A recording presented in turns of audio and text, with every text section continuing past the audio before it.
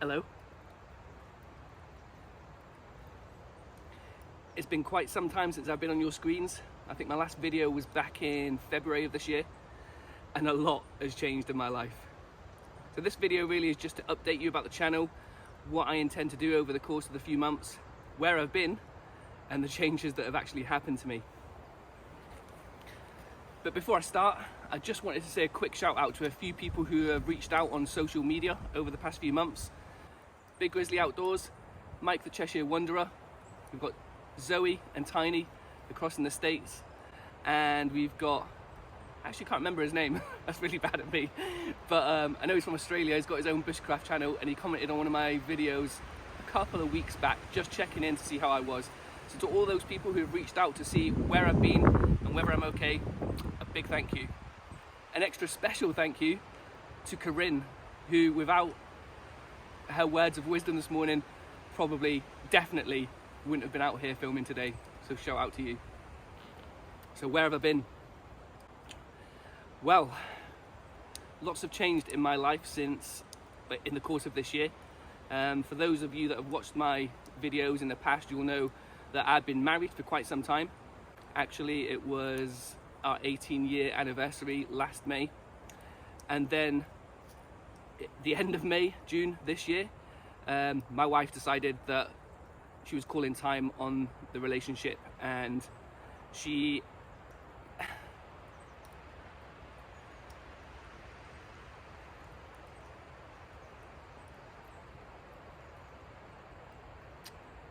and then in May of this year, end of May this year, beginning of June, she decided that she was calling time on the marriage, and just came home from work one day and said that she'd developed feelings for another woman at work, and decided that that was her new future. She needed to go and pursue these new feelings, and yeah, kind of left myself and my two daughters in the house and went off to pursue her new dream, I guess. So yeah, a lot has happened, a lot has changed in my lifestyle, which meant I haven't had much time to come out in the woods.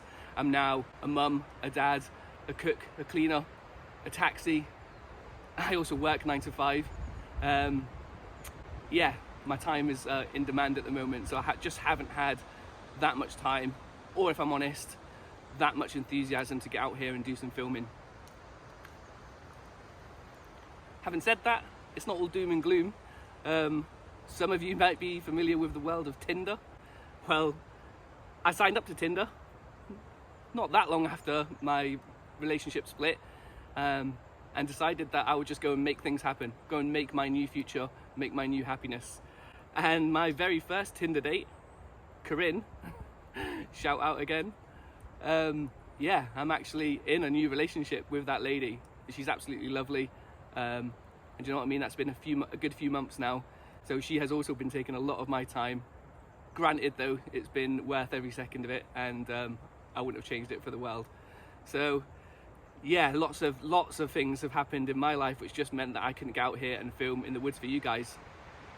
So I just wanted to do a bit of an update to the channel to tell you what happened and why I've not been here, and then what I plan to do going forward. Oh, I also am now a fully licensed motorbike rider. So my midlife crisis probably started in April, where I decided that electric scooters looked really cool. And me being me, I was just, trolling through YouTube, looking at every single video that I could find on scooters and how cool they were. And then once I started pricing them all up, I then stumbled across motorbikes and thought, similar sort of price, I could get a motorbike. So then decided on a whim that that's exactly what I needed to do. Fast forward into May, mid-May, and I got a cheeky little bonus from work, so decided that I needed to have a motorbike. So I bought a brand new 125, and I'll put a couple of pictures up because I don't have any video footage of it. And at that point, I just wanted to go and do my CBT, which is a compulsory basic training, which you need to do to have a motorbike in the UK.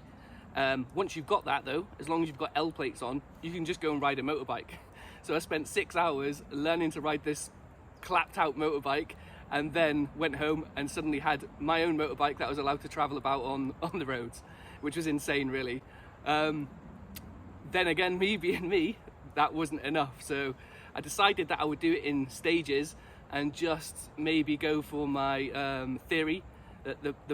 This isn't a motorbike video, so I won't go into too much detail, but in the UK, to have a full motorbike license, you need to do 3 things.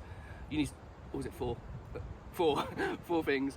You need to have a CBT, which is a 6-hour course that you can just go on, and then you can just ride anything on L plates. But then to go to the next stage, you need to do a theory test, and then something called a Mod 1 and a Mod 2.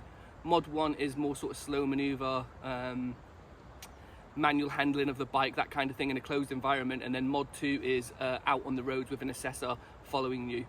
So I fully intended to just ride around on my 125 for, you know, about a year. Never really been on a motorbike before. So decided that probably should get some road experience before, if I went up to my next bike. But then decided after a month that I should just start ticking off those things. So I did my theory test and passed that first time, 49 out of 50, whoop whoop. And then I just thought, I'll just book onto the Mod 1, just see how that is, and you know, I'll do it in a few months. Got onto that, and to do that you have to be on a 600cc bike. Now once I'd been on that, getting back on my 125 just didn't cut it. So within a month I then booked my actual test for the Mod 1, and then passed that first time, and then also passed Mod 2 first time. So I'm now a fully licensed motorbike rider.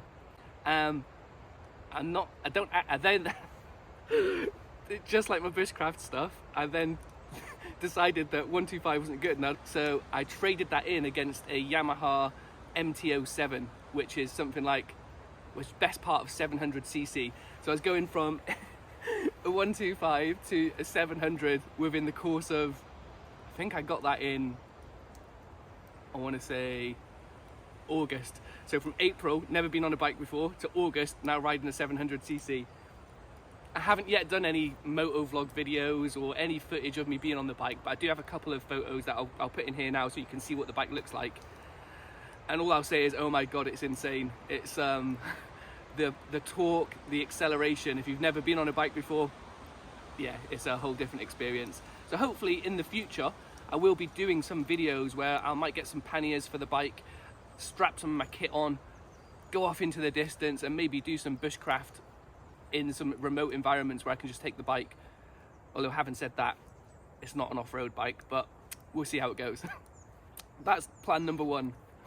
Then for those that have been following me for quite some time will know that my garage is full of bushcraft gear. So just like the motorbike story, whenever I get into something, it's I have to have everything. I have to have the best of everything. So when I was digging around for just the stuff that I needed for today's video, I come across loads of things that I've not shown you on the channel. So what I'd quite like to do is, you know, just come out to the woods. I'm not committing to time frames. I'm not committing to I'll pump out a video every week or month. I'll just plan to just bring some of that stuff out, enjoy being out here having a brew in the woods, because yeah, I tell you what, this has been a long time coming and I've really enjoyed today, the whole process of making the video, filming the bits, lighting a fire. I haven't done that for months on end. And yeah, I've got loads of stuff in the garage that I would love to show you all. Actually, when I get home, I will show you what the garage now looks like, because that's another thing I've done since since I saw you last. In the bow drill video where I failed to make a ember, I'll link it somewhere so you can see that. You'll have seen what my garage looked like before, but then we hit lockdown, all the gyms closed, so I decided that I needed to have my own gym at home. I already had a fair bit of equipment anyway. I used to train in my garage permanently until I then went to a full-time gym. But then I boarded out the garage, I've rubber floored all of the floors, I've built some purpose racking for all my bushcraft stuff. So when I get back from this video, I'll actually give you just a quick tour of what the garage looks like now as well.